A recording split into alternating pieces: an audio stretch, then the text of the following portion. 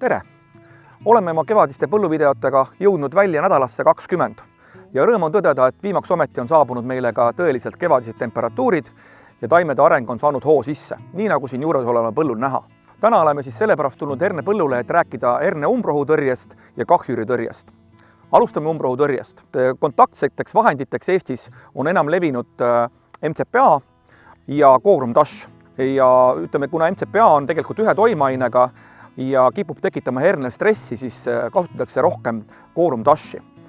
Ja Corum Dash on siis komplekt, kus on herbitsiid Corum ja kleepaine Dash ja kasutamisel tuleks siis jälgida tootjapoolseid soovitusi. Kulunorm 0,6 kuni 1,25 liitrit hektarile ja 0,6 on siis kahekordsel pritsimisel ehk siis jaotatud pritsimisel ja ühekordsel pritsimisel 1,25. Ja soovitame kindlasti olla tähelepanelik ka vee kogusega, et circa 250 liitrit vett võiks hektarile olla, see tagab siis taimekaitsevahendi ühtlase jaotumise ja tõhusa toime.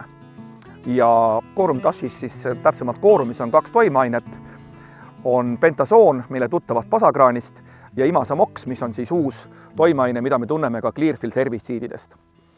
Kui on põllul rohkesti suuri kesalillesid, nagu siin näha, siis võib lisada veel täiendavalt juurde sinna pasakraanin kuni 1 liiter hektarile. Et viimaste aastate soovitus on siis taimede külvitihedus 90 kuni 100 idanevat tera ruudule, et oleks tagatud piisav seemnevaru ka hanekahjustuse korral ja tegelikult viimased kogemused näitavad, et tihedam taimik püsib ka paremini püsti.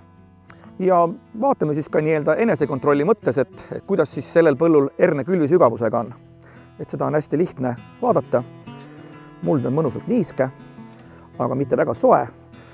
Nii et teeme siit ühe taime puhtaks ja paneme ta siia mõõdulindi juurde, et see võiks anda meile kohe ettekujutuse, kuidas see külvisügavus sellel aastal õnnestus. Ja nagu näha, on praktiliselt tegu ideaalse külvisügavusega, circa 5 sentimeetrit. Ja see tähendabki, et seeme on pandud niiskesse keskkonda ja samas on tal parasjagu pikk maa nii-öelda tärkamiseks, et liiga sügavale pandud seeme ja liiga tihedalt kinni rullitud põld võib siis jätta nagu herne tärkamise väga ebaühtlaseks ja kulutada palju seda seemne energiat ära selleks maa peale tulekuks. Siin on kõik hästi. Et selle taimega oleme väga rahul ja vaatame natukene ka siis kahjuri poolt.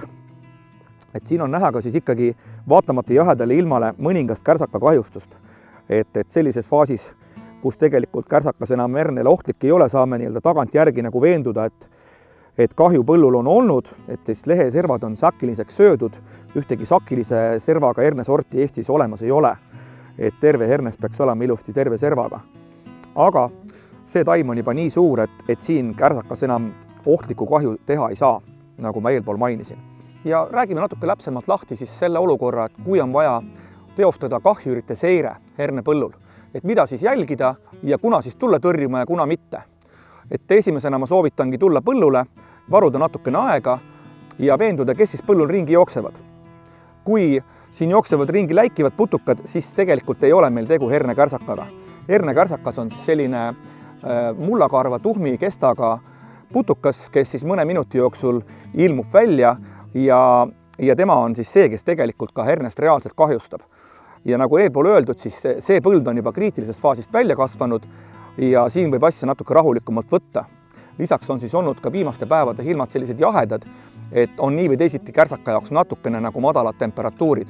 Aga need, kellel on täna põllud hiljem külvatud, hernes alles hakkab välja tulema ja kui ikkagi tuleb sellised 20-kraadiseid temperatuure, siis tasub olla tähelepanelik, seirata põldu ja valida siis selleks ka registreeritud taimekaitsevahend, milleks siis Linas Agro soovitab kasutada Teetsis Mega, sest Teetsis Mega on registreeritud hernele ja lubatud kasutada ka päevasel ajal, kui põllul ei ole õitsvaid taimi. Nii et praegu võime siis kokkuvõtteks öelda, et peale vihma hakkame valmistuma umbrohutõrjeks ja loodame, et kevad läheb nüüd juba õigete temperatuuride ja õiges ilmarütmis.